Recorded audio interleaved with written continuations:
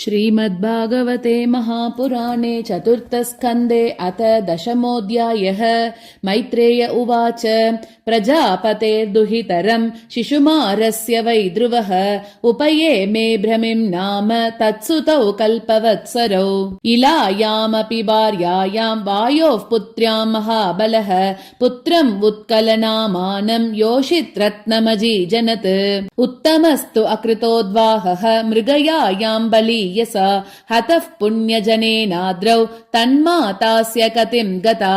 ध्रुवो भ्रातृवदं श्रुत्वा कोपामर्शशुचार्पितः जैत्रं स्यन्दनमास्ताय गतः पुण्यजनालयम् गत्वोदीचीं दिशं राजा रुद्रानुचरसेवितां ददर्श हिमवद्रोण्यां पुरीं गुह्यकसङ्कुलाम् दद्मौ शङ्कं बृहद्बाहुः कं दिशश्चानुनादयन् येनोद्विग्नदृशक्षक्तः उपदेव्योऽत्र सन्पृशम् ततो निष्क्रम्य बलिन उपदेव महाभटाः असहन्तस्तन्निनादम् अभिपेतुरुदायुधाः सतानापततो वीर उग्रदन्वा महारथः एकैकं युगपत् सर्वानहन् बाणैस्त्रिभिस्त्रिभिः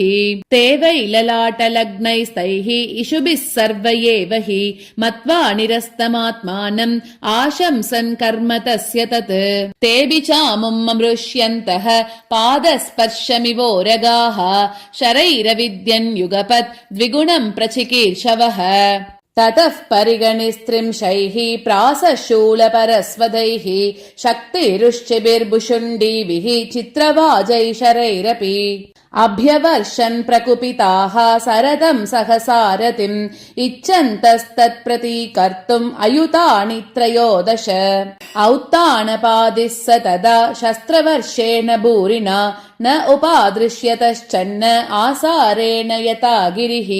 हाहाकारस्तदैवासीत् सिद्धानां दिवि पश्यताम् हतोऽयं मानवः सूर्यः मग्नः पुण्यजनार्णवे न दत्सु यातु दानेषु जयकाशिष्वतो मृदे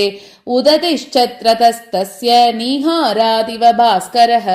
धनुर्विस्फूर्जयन् दिव्यम् द्विशतां केदमुद्वहन् अस्त्रौगं व्यदमद्बाणैः गणानीगमिवानिलः तस्य ते चापनिर्मुक्ता भित्त्वा वर्माणि रक्षसां कायानाविविशुस्दिग्मां गिरीनशनयो यता भल्लैः संचिद्यमानानां शिरोभिश्चारुकुण्डलैः ऊरुभिर्हेमतालाभैः दोर्भिर्वलयवल्गुभिः हारकेयूरमुकुटैः उष्णीशैश्च महादनैः आस्तृतास्तारणबुभः रेजुर्वीरमनोहराः हतावशिष्टायितरेरणाजिरात् रक्षो गणाक्षत्रियवर्यसायकैः प्रायो विवृक्नावयवा विदुद्रुवुः मृगेन्द्रविक्रीडितयूतपायिव अपश्यमानः स तदा आततायिनं महामृदे कञ्चन मानवोत्तमः पुरीं दिदृक्षन्नपि विषद्विषां न मायिनां वेद चिकीर्षितं जनः इति ब्रुवंश्चित्ररथस्वसारथिं यत्तः परेषां प्रतियोगसङ्गितः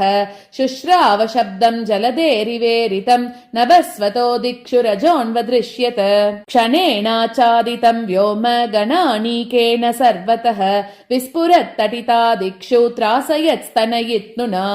ववृषुरुदिरौकासृग्भूय विन्मूत्रमेधसः निपेतुर्गगणादस्य कपन्तान्यक्रतो नग ततः के अदृश्यत गिरिः निपेतुः सर्वतो दिशम् गदा परिगणिस्त्रिंश मुसलासाश्मवर्षिणः अहयो शनिनिःश्वासा वमन्तोऽग्निं वृषाक्षिभिः अभ्यधावन् गजामत्ताः सिंहव्याघ्राश्च यूतशः समुद्र ऊर्मिभिर्भीमः प्लावयन् सर्वतो भुवम् आससाद महाह्राद कल्पान्त इव भीषणः एवं वितान्यनेकानि त्रासनानि अमनस्विनां ससृजुद्दिग्मगतय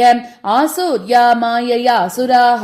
ध्रुवे प्रयुक्तामसुरैः तां मायामतिदुस्तरां निशाम्य तस्य मुनयः शमाशंसन् समागताः मुनय ऊचुः औत्तानपादे भगवान् तव शार्ङ्गधन्वा देवक्षिणोतु अवनतार्तिहरो विपक्षान् यन्नामधेयमभिधाय निशम्य चाद्धा लोकोऽञ्जसा तरति दुस्तरमङ्गमृत्यु मृत्युम् इति श्रीमद्भागवते महापुराणे पारमहंस्यां संहितायां 4. स्कन्धे 10. अध्यायः।